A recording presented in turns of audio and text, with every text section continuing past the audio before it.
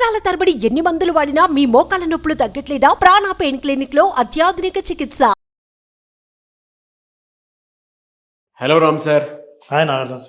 దరిద్రాన్ని ఎలా ఫేస్ చేయాలి? దరిద్రం అనేది మన అనుభవంలో ఉండొచ్చు, ఆలోచనలో ఉండొచ్చు. నాగరాజు, జనరల్గా మనకి 3 రకాలైన ఎక్స్పెక్టేషన్స్ ఉంటాయి. ఏదైనా డిసప్పాయింట్మెంట్, నిరాశ, నిస్పృహ ఇట్లాంటివన్నీ ఎక్కడి నుంచి పుడతాయంటే ఎక్స్పెక్టేషన్స్ నుంచి పుడతాయి. ఎక్స్పెక్టేషన్స్ 3 రకాలు. ఒకటి, నా నుంచి నాకే ఎక్స్పెక్టేషన్స్. నేను ఎలా ఉండాల్సింది, నేనేం చదివి ఉండాల్సింది, నేను ఎట్లా బిహేవ్ చేసి ఉండాల్సింది, నేను ఈ పాటికి ఏ స్థాయిలో ఉండాల్సింది. ఇది నా నుంచి నేను ఎక్స్పెక్ట్ చేసేది. రెండోది ఎక్స్పెక్టేషన్స్ ఫ్రమ్ అదర్స్. ఎవరు అదర్స్ అంటే నా కుటుంబ సభ్యులు, నా చుట్టూ ఉన్నవాళ్ళు, నా కాలేజీ, నా మిత్రులు, ఇతరుల నుంచి నా ఎక్స్పెక్టేషన్స్. వాడు ఆ రోజే నాకు ఆ విషయం చెప్పుంటే ఎప్పుడో తెలిసిండేది కదా. అసలు నాకు ఎవరు మంచి కోర్స్ ఏదో ఎవరూ చెప్పలేదు, ఒక్క గైడెన్స్ కూడా నాకు లేదు. మా తల్లిదండ్రులు ఒక్కరు కూడా చదువుకోలేదు. నేను పుట్టి ఉండాల్సింది, మంచి ఫ్యామిలీలో పుట్టి ఉండాల్సింది కదా. ఇవన్నీ అదర్స్ నుంచి ఎక్స్పెక్టేషన్స్. అండ్ మూడవది ఎక్స్పెక్టేషన్ ఫ్రమ్ ద వరల్డ్. ఈ ప్రపంచం ఎట్లా ఉండాల్సింది, నేను ఇండియాలోనే పుట్టి ఉండాల్సిన వాడిని కాదు, ఈ గవర్నమెంట్ పాలసీల్లో ట్యాక్స్ ఎక్కువగా ఉంది, వాతావరణం అంటే చాలా వేడిగా ఉంది, ఇట్లాంటివన్నీ యాక్చువల్గా ఎలా ఉంటే బాగుంటే నేను బాగుండేవాడిని, నాకు ఆ దరిద్రం వచ్చి ఉండేది కాదు, నాకు ఆ ఆశలు ఉండేవి అని కోరుకునేవి 3 రకాలు. 3 రకాల ఎక్స్పెక్టేషన్స్ నుంచి ఏ ఎక్స్పెక్టేషన్స్ మీట్ కాకపోయినా డిసప్పాయింట్మెంట్కి గురవుతావు, అసంతృప్తికి గురవుతావు, నిరాశకు గురవుతావు, ఆశను కోల్పోతావు. అక్కడి నుంచి దరిద్రం మొదలవుతుంది. ఏ ఎక్స్పెక్టేషన్స్ అయినా, నా గురించి నేను ఎక్స్పెక్ట్ చేసినవి నేను మీట్ కాకపోయినా, ఇతరులు వాళ్ళ ఎక్స్పెక్టేషన్స్ మీట్ కాకపోయినా, నేను అనుకున్నట్టు ఈ ప్రపంచ పరిస్థితులు నా కంట్రోల్లో లేకపోయినా సరే నేను నిరాశకు గురవడానికి సిద్ధంగా ఉంటాయి. ఇంకా నా భవిష్యత్తులో ఇక నాకు హోప్ లేదు. ఎందుకంటే నన్ను నేనే బాగు చేసుకోవాలి, లేదా ఇతరులు బాగు చేసుకోవాలి, ఈ ప్రపంచ పరిస్థితులు బాగు చేయాలి. ఈ 3 అనుకూలంగా లేవు, నాకు నిరాశ. అక్కడి నుంచి దరిద్రం, అనంత కోటి దరిద్రాలు. అదే అంటారు కదా, ఎన్నో దరిద్రాలకు అనంత కోటి ఉపాయాలు ఉంటాయి. ఉన్నా ఏ ఒక్క ఉపాయము కనిపించనంత నిరాశకు గురవుతారు. ఇట్లా నిరాశకు గురైన వాడు, ఆశ కోల్పోయినవాడు, ఇక జీవితంలో ఏమీ ఆధారం లేదు అని అనుకున్న వాళ్ళ లక్షణాలు ఎలా ఉంటాయి? Sir? Number 1, withdrawal symptom. Withdrawal అంటే ఏంటంటే, ముందు మనుషుల నుంచి దూరం అయిపోతాడు, ఎవరితో మాట్లాడు, ఒంటరిగా ఉంటాడు, బయటికి రాడు, అంతకుముందు చేస్తున్న పనులను ఇష్టంగా అసలు చేయడు, స్నేహితుల ఫోన్లు ఎత్తడు, ఎవరితో మాట్లాడాలని అనిపించదు, టైం వేస్ట్ ఎలా చేయాలని ఆలోచిస్తాడు, మనుషుల్ని మాత్రం కలవకుండా తన్ను తాను సమాజం నుంచి విత్డ్రా అయిపోతాడు.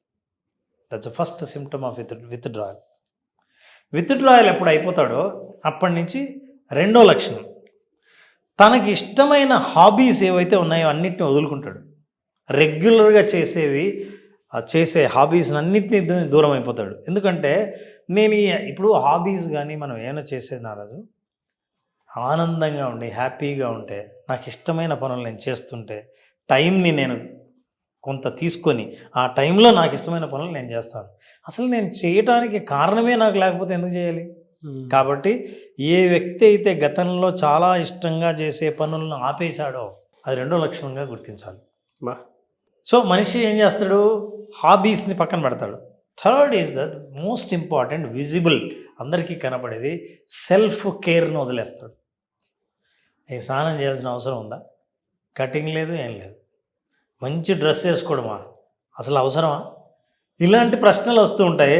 తన్ను తాను పూర్తిగా నిర్లక్ష్యం చేస్తాడు, షాబీగా ఉంటాడు, ఆరోగ్యాన్ని నిర్లక్ష్యం చేస్తాడు, అపియరెన్స్ను నిర్లక్ష్యం చేస్తాడు, ఇతరులకు కలిసేటప్పుడు ఏం జాగ్రత్తలు తీసుకోవాలనో ఇవన్నీ నిర్లక్ష్యం చేస్తాడు. తన్ను తాను సంపూర్ణంగా సమాజం నుంచి దూరం అవడానికి ప్రయత్నిస్తుంటాడు. ఈ లక్షణాలన్నీ మనిషికి ప్రదర్శిస్తాడు, కంటికి కనబడతాయి. అబ్జర్వ్ చేస్తే ఆశ కోల్పోయి నిరాశలో ఉండి నిస్పృహలో కొట్టుమిట్టాడే వ్యక్తి ఈ స్థాయికి చేరతాడు. ఎందుకంటే because of your expectations from your self, others and world.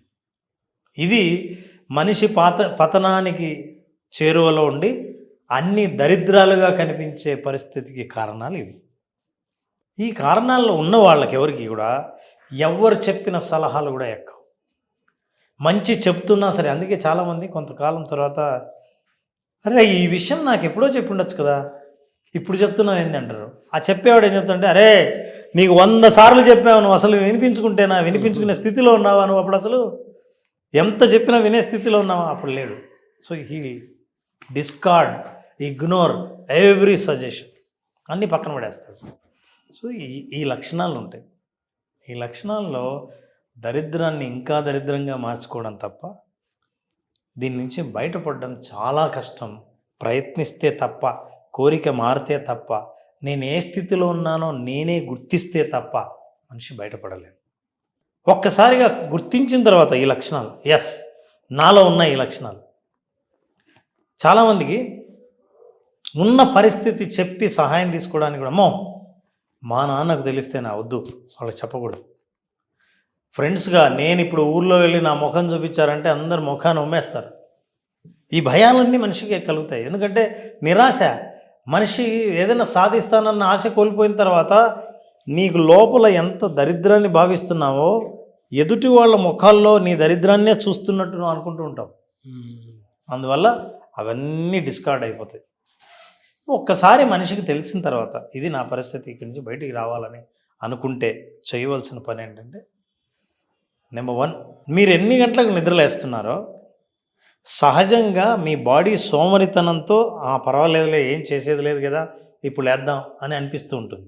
మీరు ఎప్పుడు రియలైజ్ అయ్యారో కరెక్ట్గా నిద్ర లేచే సమయానికి 45 నిమిషాల ముందు నిద్రలేవండి. Is the first action. ముందు నిద్రలేవండి. నిద్ర లేచిన తర్వాత రేపేం జరుగుతుంది, నాకేమైనా భవిష్యత్తు ఉందా, నేను అనుకున్నవన్నీ జరుగుతాయా అని ఆలోచించకండి. ఈరోజు నేనేం చేయాలి, చేయాల్సిన పనులన్నీ రాసుకొని అన్ని పనులు ఇంపాసిబుల్, జరగదు. అది 2 పనులు ఏవైతే నాకు మంచివో, ఇంకా మీరు ఏమైనా చేయండి మీ అలవాటు ప్రకారం, కానీ 2 పనులు మాత్రం చేయాలి. ఏంటి, ఎవరైతే నాకు మంచి సలహా ఇచ్చే స్నేహితుడు ఉన్నాడో, ఎవరైతే మెంటర్ ఉన్నారో, ఎవరైతే నా బాధలు దరిద్రంగా ఉన్నా సరే వినడానికి సిద్ధంగా ఉన్నారో వాళ్ళకు ఫోన్ చేయడం ఒక పని. I have to talk to them. ఉన్నది ఉన్నట్టు చెప్పారు, నేను తప్పు చేశాను, నేను సోమర్తనంతో ఉన్నాను, చేయాల్సినప్పుడు ఏం చేయలేదు, టైం వేస్ట్ చేశాను, ఎవరైనా చెప్పినా ఈ సలహా నేను పట్టించుకోలేదు, మా అమ్మ నాన్నలు ఇంటికి వెళ్తే నన్ను ఎక్కడ అడుగుతారో అని అవాయిడ్ చేయడం వల్ల నేను చాలా విషయాలు దాచిపెట్టడం వల్ల నేనే నష్టపోయాను. ఈ విషయాలన్నీ చెప్పుకునే వ్యక్తికి ఫోన్ చేయండి. That's number 1. అంటే ఇవే చేయాలని కాదు, నేను ఒక ఉదాహరణ చెప్తున్నాను, చెప్పినప్పుడు వెంటిలేట్ అయిపోతారు. రెండవది, మీ అభివృద్ధికి మీరు ఏం ప్లాన్ చేశారో ఒక్క స్టెప్, జాబుకు అప్లై చేయాలా, ఒక్క వ్యక్తినైనా కలవాలా, ఎవరినైనా కలిసి మీ ప్రయత్నాలు ముందుకు తీసుకెళ్లాలంటే ఏం చేయాలో సలహా తీసుకోవాలా. ఈ 2 పనులు చేయండి. ఫస్ట్ డే కనుక మీరు ఈ పనులు చేస్తే సెకండ్ డే నేను ఏం చేయాలో నేను చెప్పవసరం లేకుండా రేపు ఏం చేయాలో మీకు మార్గం కనిపిస్తుంది. ఈ సొల్యూషన్స్ని పట్టుకొని మనిషి ఏదైతే దరిద్రం అనుకుంటున్నాడో, ఏదైతే నేను ఊబిలో ఉండిపోయానని అనుకుంటున్నాడో పైకి రావడానికి ఒక ఆశను తనకు తానే కల్పించుకుంటే మెల్లిగా తన రియల్ టైం ఎక్స్పెక్టేషన్, అంటే నా ఎక్స్పెక్టేషన్స్ నేను ఏవైతే అనుకున్నానో రియాలిటీ లేకొస్తాడు, వాస్తవ ప్రపంచంలోకి వస్తాడు. అరే ఎక్స్పెక్టేషన్స్ కాదు, మనం చేసే ప్రయత్నం, మనం వేసే అడుగే మన భవిష్యత్తు నిర్ణయిస్తుంది తప్ప కేవలం మన ఊహలు ఆశలు కాదు. కాబట్టి యాక్షన్లోకి దిగాలి. I must act on something అని ఫస్ట్ థింగ్ 45 మినిట్స్ ముందు లేవండి. ఒకరికి ఎవరికైనా మీ బాధల్ని మీ తప్పుల్ని అన్నీ వాళ్ళకి చెప్పుకునే వాళ్ళకి ఫోన్ చేసి చెప్పండి. మూడోది, ఎవరైతే మీకు సరైన దారి చూపించగలరో అట్లాంటి మెంటార్తో మాట్లాడండి. మీ భవిష్యత్తు నిర్ణయింపబడుతుంది. ఫెంటాస్టిక్ నాలెడ్జ్ అన్న, no words to say sir, పర్ఫెక్ట్గా చెప్పారు. 2 సార్లు చూస్తే వీడియో ఓకే, నేను ఎక్కడి నుంచి ఎక్కడ వరకు వెళ్ళాలి, ఏం చేస్తే బాగుంటుంది అనేటువంటి ఆలోచన మాత్రం డెఫినెట్గా వస్తుంది. Thank you so much Ram గారు. Thank you Naraj. Thank you.